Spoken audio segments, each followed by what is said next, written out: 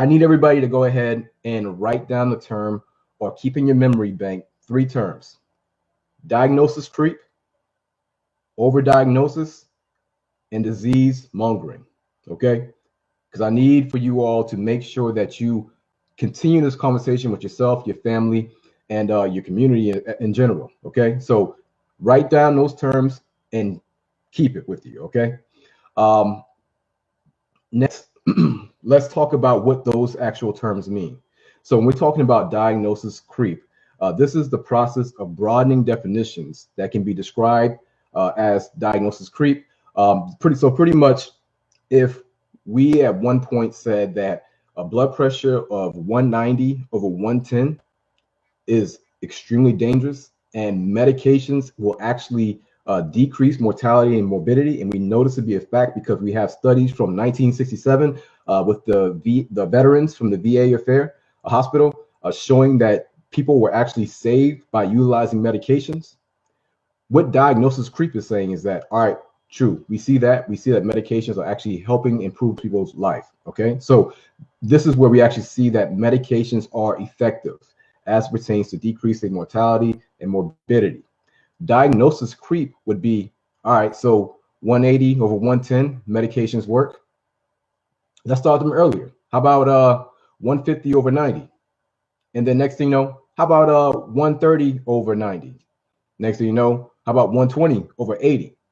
So the problem is disease diagnosis creep. So pretty much what you're seeing is you're seeing the creeping of the actual requirements to be sick, moving closer and closer to everybody.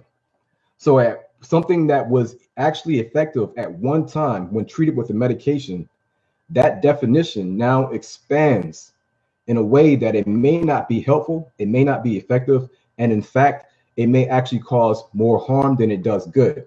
And that is the fact, or that is the case specifically when we're talking about high blood pressure. I came into this whole thing talking about high blood pressure. When I opened up my business and back in 2014, Health by Any Means Necessary, I was the crazy one running around talking about high blood pressure is not a disease. And it took me a lot of work to actually come to that conclusion. And I continue to say that, and I continue to make courses and write books and talk about high blood pressure over and over and over, even though I felt the same way about diabetes and cholesterol. The reason why I stuck with high blood pressure is because, one, it's something that we all know. It's something we all know somebody who has high blood pressure. Two, because that is the tip of the iceberg. And if you understand high blood pressure, then everything else falls in line. If you understand high blood pressure and what is considered to be diagnosis creep or overdiagnosis, then everything else will fall in line. Okay. So what I also want to do is read you a quick part of an article. So this is a medical article. I want y'all to go ahead. Well, take notes. Okay, take notes. You don't have to go right now, but make sure that when you leave this video that you check this out. Once again, this is not medical advice. This information is solely for the purpose of education. Please check with your primary care, your medical doctor, your practitioner before making any changes in your medication or any kind of medical condition that you may have. So if you type in selling sickness on Google, you should be redirected to a ncbi.com or .gov. And so this is an article, this is a medical article written by the BMJ, British Medical Journal. So if you think that I'm radical, you think that I'm just crazy and everything like that, all right, here goes some folks for you that are actually scholarly and is presenting a different way if you want to read that. Okay. So essentially what they're saying is that there's a lot of money to be made from telling healthy people that they're sick. Some forms of misleading, some forms of medicalizing ordinary life may now be better described as disease mongering, widening boundaries of treatable illness in order to expand markets for those who sell and deliver treatments. Pharmaceutical companies are actively involved in sponsoring the definition of diseases and promoting them to both prescribers and consumers. All right, so that's a problem, right? That's a problem. So we're talking about a disease, right? Let's take high blood pressure. actual practitioners who have their hands in the actual work, who has their foot on the actual grounds, who actually care about the patients, love the patients, love this art they call medicine, are making recommendations for what is considered to be healthy. They're making recommendations for what should be treated with medications and what should not be treated with medications, because on a clinical level, in the actual, when you're actually on the ground, you don't see improvements when you treat people for medications for a certain criteria. So you have the people who are doing the work actually making their recommendations, and it makes sense that those people would actually make their recommendations because they are the practitioners, right? They actually went to school for this stuff, right?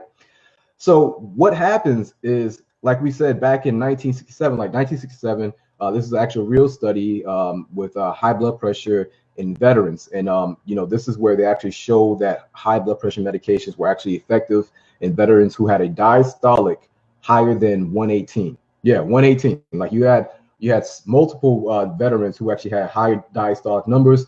Systolic really didn't play a big role because back then they understood, they had a better understanding of what was going on with high blood pressure. They understood that blood pressure was essential. It was essential that the blood pressure, your body would work that hard to continue to perfuse the 37 trillion cells that you have. And so in 1967, with the Veteran Affairs study, that's when they saw that medications given to someone who has a diastolic number, a bottom number of 118 or higher, actually improve or decrease mortality and morbidity. But outside of that, they weren't seeing any actual improvements. And so what happened is you start getting pharmaceutical industries who have chemicals that can alter the physiology and grant you a certain metric.